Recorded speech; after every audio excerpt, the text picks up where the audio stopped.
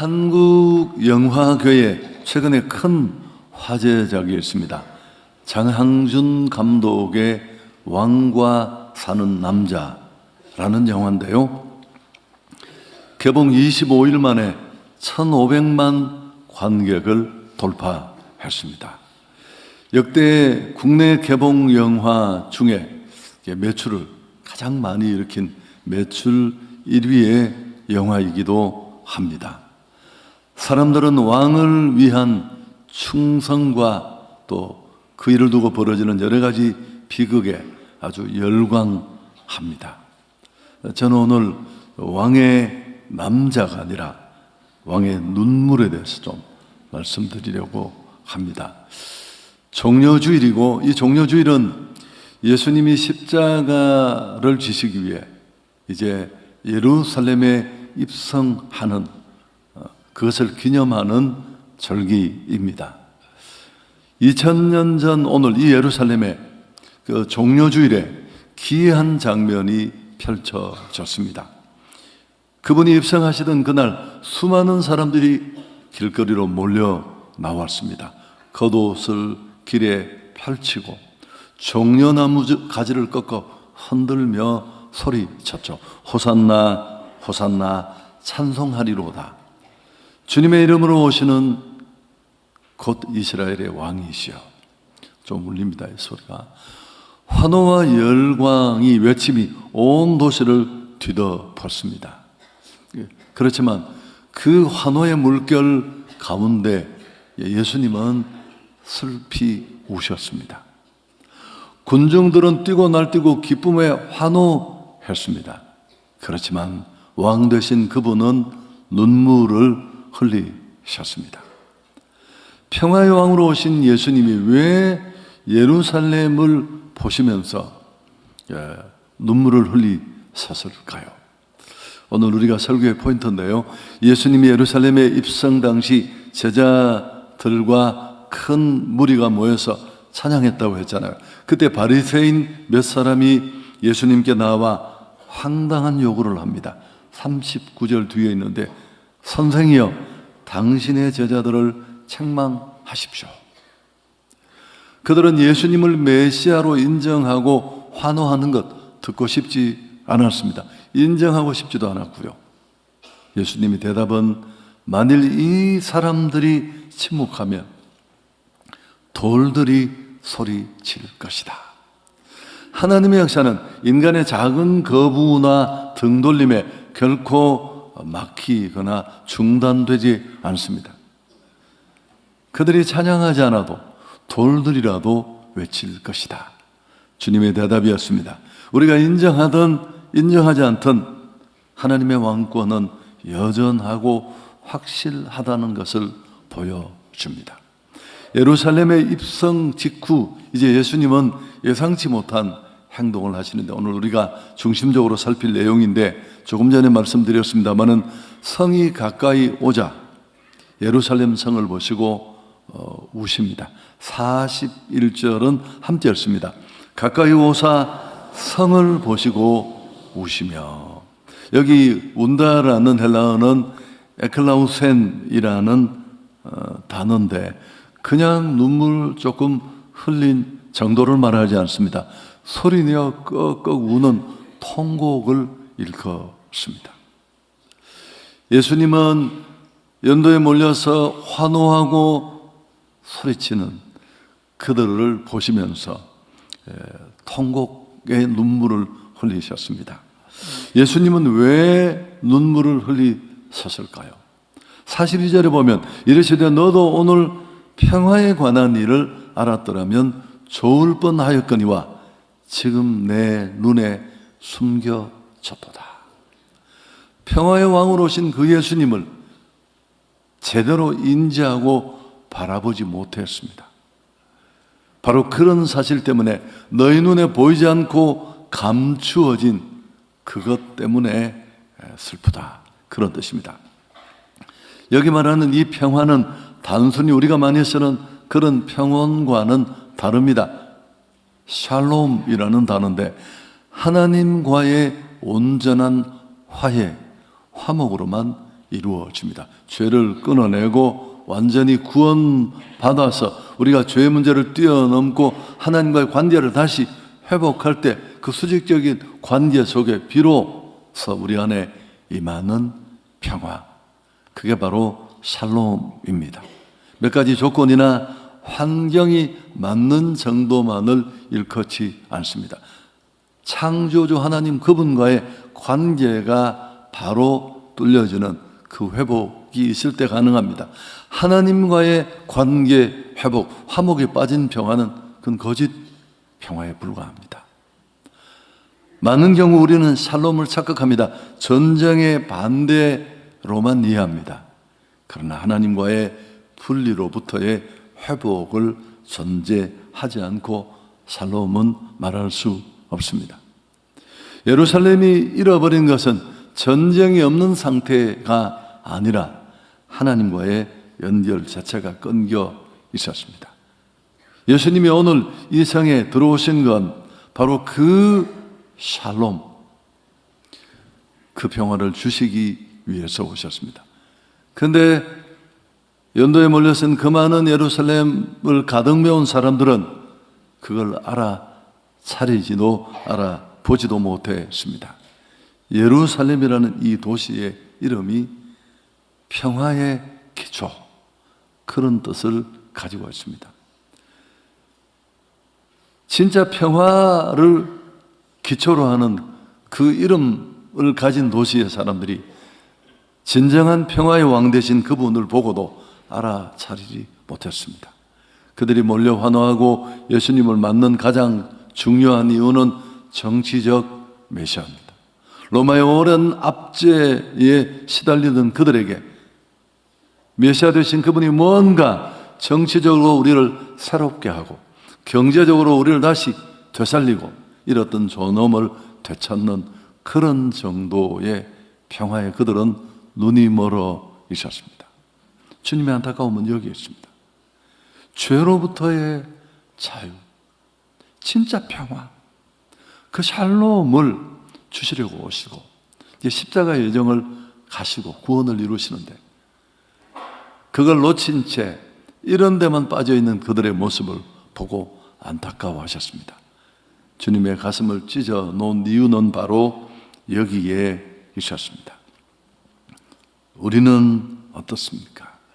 우리 역시 오늘 예수님을 방해했던 이 바리새인들처럼 예수님의 왕권을 제한하고 있지는 않은지, 또 나 하나의 구원에만 안주해서 주변에 죽어가는 많은 사람들의 신음과 고달픔을 전혀 놓친 채 그렇게 자신의 신앙을 가꾸고 훈련하는 데만 집중하고 있지는 않은지 좀 돌아볼 필요가 있습니다.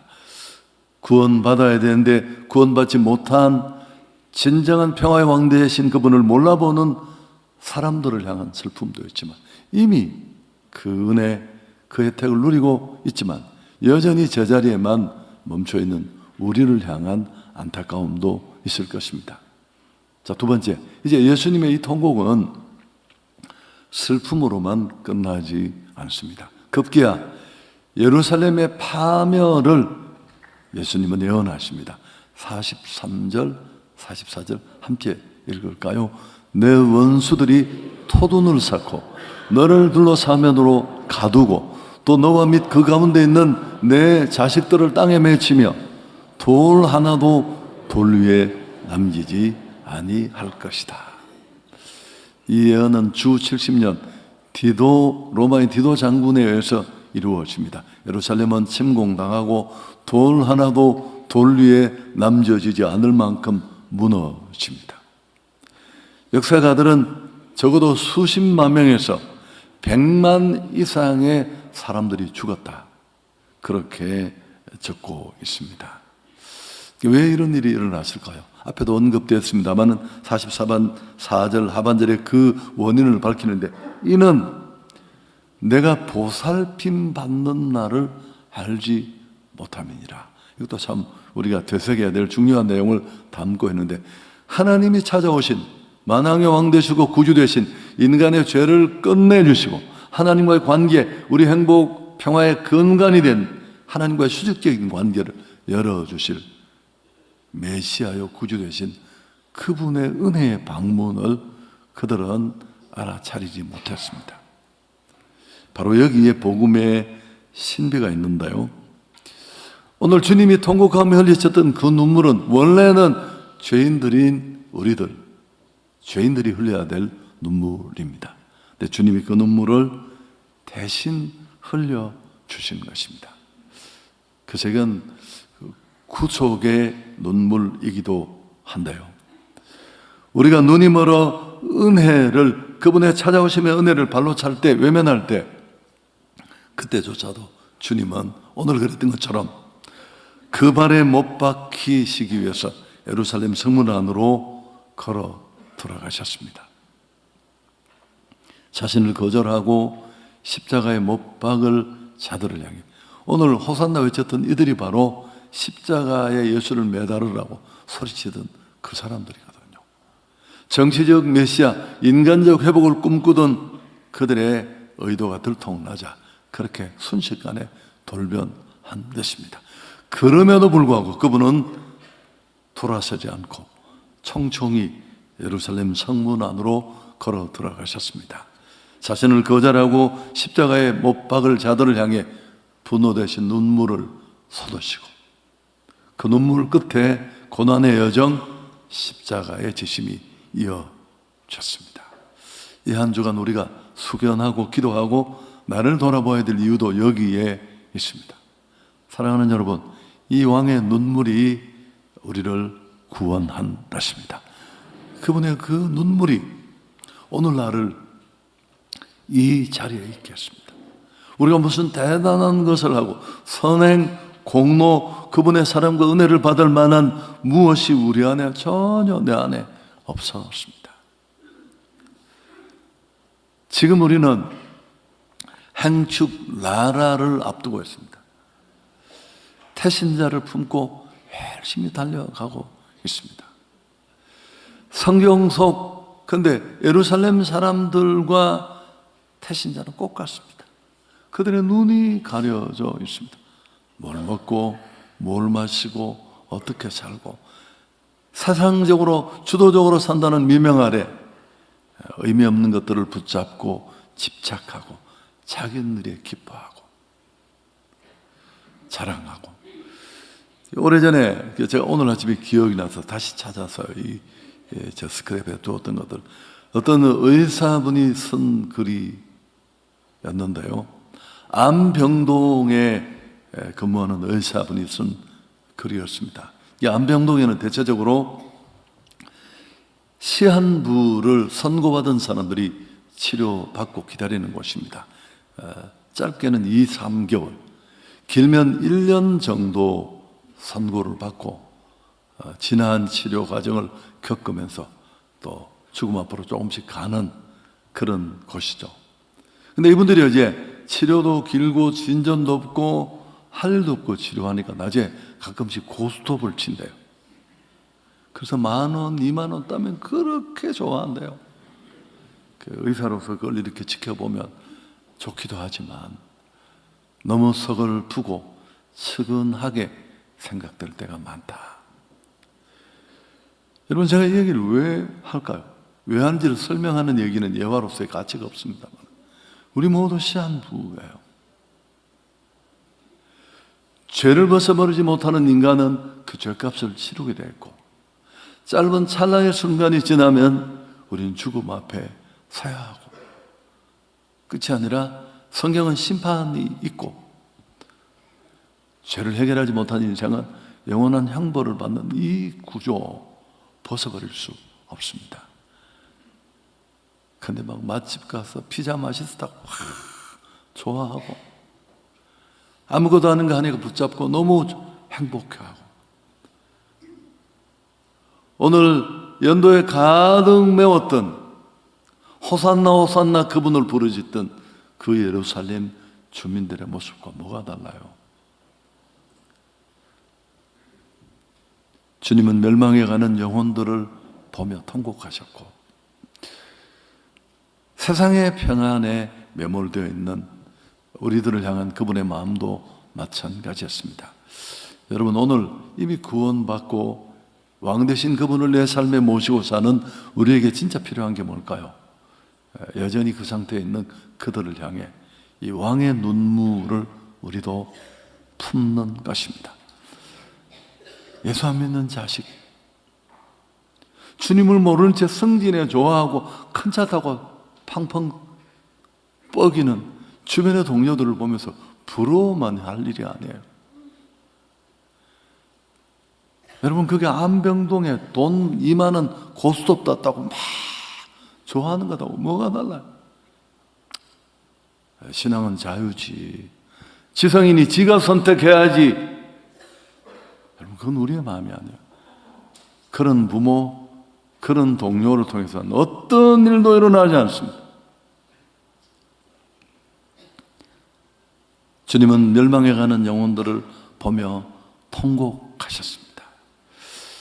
태신자를 품는다는 것은 행사가 아닙니다.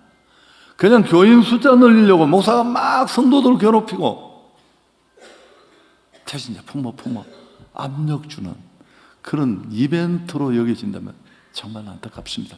제가 최근에 우리 교회가 20년 가까이 이 일을 1년에 한두 번씩 계속하면서 많이 타성해져졌고 무언가 원래 중심이 왜곡되고 제자리를 떠났을 것이라고 예측했습니다. 오래전에 체계적으로 점검을 하는 과정에 제 생각은 틀리지 않았어요. 상상할 수 없는 이상한 일들이 많이 있었습니다. 제가 한 사람 한 사람을 다 만났어요. 교육자들을. 교군만 만나는데도 2시간이 더 많이 걸렸어요. 한 사람 한 사람이 다 이랬어요. 우리가 왜 태신자를 품는지. 그러다가 2시간 지나서 목이 아파서 말을 못할 때 청년 사역자들은 한꺼번에 다 들어오겠어요.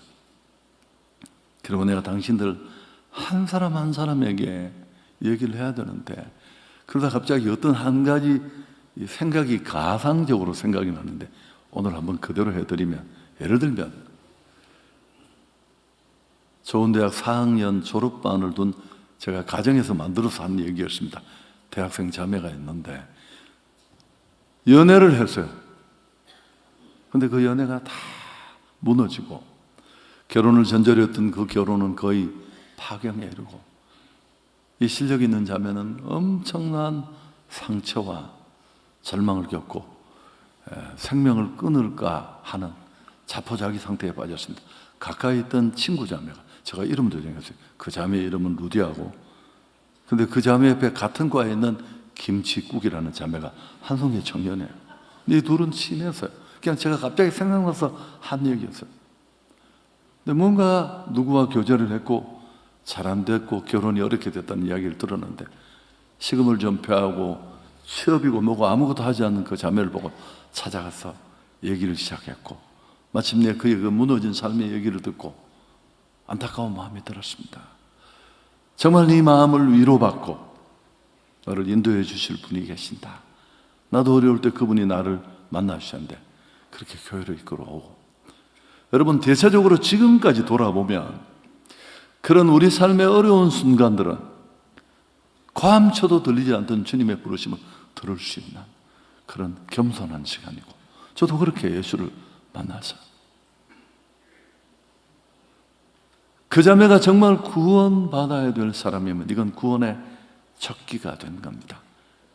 그런데 그 자매가 그를 교회로 이끌어와서 그가 복음을 받든 받지 않든 그렇게 되면 한 사람을 주님 앞으로 이끄는 겁니다. 자, 여기서 중요한 건, 여러분, 이 과정은 절대 생략될 수 없어요. 이 세상은 자기 지혜로 하나님을 알지 못하는 거로, 하나님은 전도의 미련한 방법으로 택한 자를 구원하시길 기뻐하신다. 그럼 그 루디아 자매가 이런 절망 때문에 주님 앞으로 돌아와야 될 적기가 됐던 거예요. 누가 그 일을 하나요? 천사가 하나요? KBS에서 해주나요? 아니요. 관계 속에 있는 믿는 우리가 해야 할 줄 믿습니다. 구미 각국이 이 땅에 선교사를 보내서 우리가 그 예수를 만났고, 오늘 내가 지금 이 자리에 있는 것은 예수 믿든 부모든 문 앞에 저처럼 기다리던 보시던 누군가가. 여러분, 이게 교회 숫자 늘리는 거예요? 이게 이벤트예요? 아니요. 가만히 있는 분은 설명을 하십시오. 왜 가만히 있는지, 왜 가만히 있어도 아무 의식도 없는지. 여러분, 이건 우리가 해야 할 일입니다. 아멘. 우리가 하지 않으면 핏값을 찾겠다고 했어요. 다시, 이 세상은 자기 지혜로 하나님을 알지 못해요. 그래서 하나님은 일반적인 방법 하나를, 전도, 먼저 믿는 사람이 복음을 전하는 이 전도의 미련한 방법으로 택한 자를 구원하시는 줄 믿습니다. 보지 못하는 그들을 대신해서 우리 안에 이 왕의 눈물이 있어야 돼요. 그 영혼을 바라보는, 죄로 무너져가는 삶을 보는 안타까움, 그들에게 임할 그 영적 비극을 가슴 아파하며 중보하고 이끄는 것입니다. 42절에 너도 오늘 평화에 관한 일을 알았더라면 좋았을 거야. 이 탄식 섞인 주님의 마음, 주님의 사랑, 주님의 심장이 우리 안에 있어야 할 줄 믿습니다. 예루살렘의 비극이 어디서 왔습니까? 그리스도를 거절한 영적 무지에서 왔고, 은혜의 때 기회를 발로 찬 데서 처참한 무너짐을 겪게 된 것입니다. 그러나 주님은 그 예루살렘을 향해 분노 대신 눈물을 흘리셨습니다. 그 눈물이 구원의 십자가로 이어졌고, 그 눈물이 나를 구원했고, 주님이 먼저 나를 찾아와 우리를 눈뜨게 하시고 그 구원의 은총을 누리게 해주셨습니다.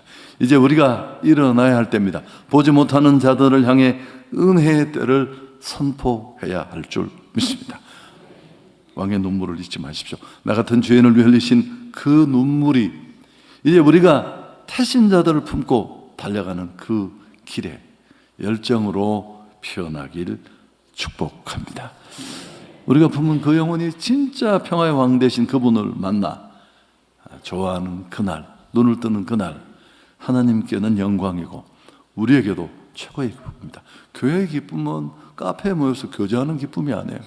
성경 공부하면서 와 깨달아서 그 기쁨으로 끝나면 안 돼요. 그건 멍청해. 죽어가는 한 영혼 스스로는 하나님 앞에 돌아올 수 없는 그 인생을 향해 주님의 눈물을 가지고 가서 알려주고 이끌고 인도하는 것이 필요합니다. 또 무슨 얘기가 생각나네요. 하면 또 길어지겠죠. 안 하겠습니다.